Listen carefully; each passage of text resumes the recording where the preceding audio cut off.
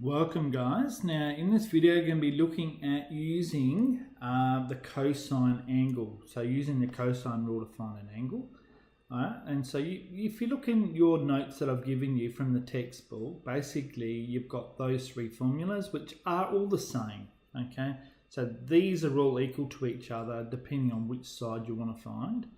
And again, it can be a bit confusing if you think about that, but I'm going to give you some techniques that I'm going to use to show you how I do it. So let's just do the A one based on the information. So that's the cosine rule that we've got. Now I need to rearrange this to solve for cosine of A. All right, so that's what I want to do. So therefore, because we're adding these two things, these two terms here, what we're going to do is we're going to take them away because algebra is simply doing opposites. So a squared take b squared take c squared, that's equal to minus 2bc cosine of a.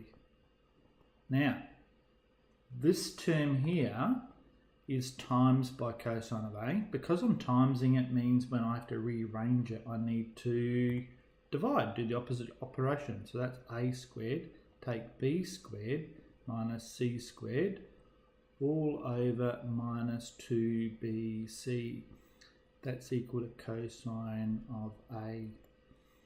Now the next step I can do from that is, you notice it's not the same, is they've got a negative here. Alright, so what they've done is getting rid of that negative. Alright, get rid of that negative there. So what that does, it rearranges the whole thing. So it's cosine of A is equal to b squared plus c squared take a squared all over 2bc. So that's the formula they give you. Alright. In fact, I'm going to save you some time because we're actually going to be doing it, and I'm going to do an example with you. But to work out what A is going to be equal to the inverse cosine of all of that. So b squared plus c squared take a squared all over 2bc. Now it looks confusing, but you can write this formula down when we're going to use it. All right, so I'm going to show you the technique of how I'd actually do it. All right, so here is your diagram here. Now the key thing for this diagram is the side that the angle you want to find is opposite the side. That side there is key to this whole question. The other two sides who cares about too much. That's the one I need to make sure is that side there in the formula. All right, so we start doing this question. All right, I'll do it in red. No, do it in blue. All right, so if I'm going to work out what this angle here is, theta is going to be equal to inverse cosine. All right, and I don't really care the other two sides. So that's the other two sides squared. So that's 12 squared plus 14 squared. Take the side that's opposite the angle. That's all I have to remember. And then it's all over 2 times by these other two sides. And that's it. Now, when you come to your calculator, I'm going to go through the process of putting this in. There's a few things that you need to do, right, so you can actually calculate one step. So the second function into cosine, that allows you to do it. Now, I'm going to do the top line. When I come in here, I'm going to put the top line. So I'm going to use brackets in here. So I've got 12 squared plus 14 squared take 10 squared. All right. That's my top line. I'm going to divide it by my bottom line, which is 2 times 12 times 14, bracket, and then I'm going to close my bracket. And then that's going to give me an answer of 44.4 degrees. So I'll come back over here to my thing. So that's going to give me an answer of 44.4 degrees is my thing there. All right. Now, is that correct? Well, I would expect the smallest angle for the smaller side. So I'm probably expecting that one to be fairly small. Let's do one more. as an example, let's say that's 20, that's 8, and then that there is 9,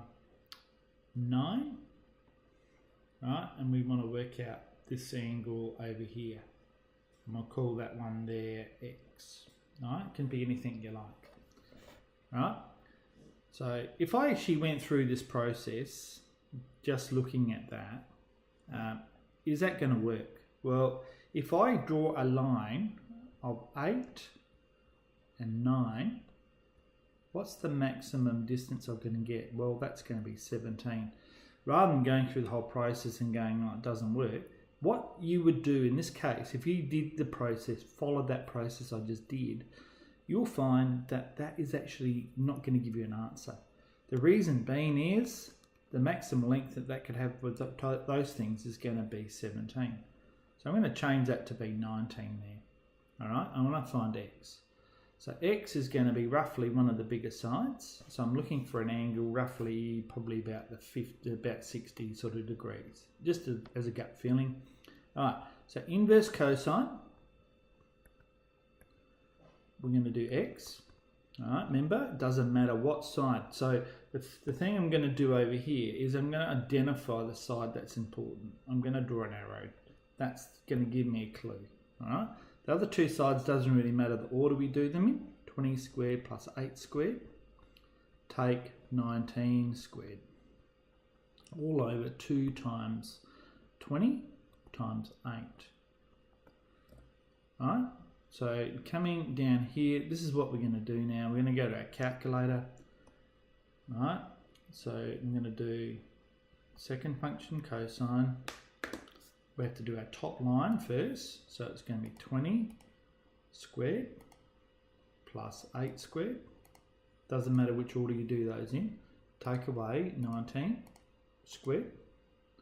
Close the top bracket. Divide that by 2 times 20 times 8. Close the bracket and then close the bracket.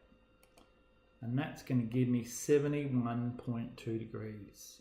So coming back here, and that's about what I would expect. Okay, I'd expect that to be one of the bigger angles. 71.2 degrees is the angle there.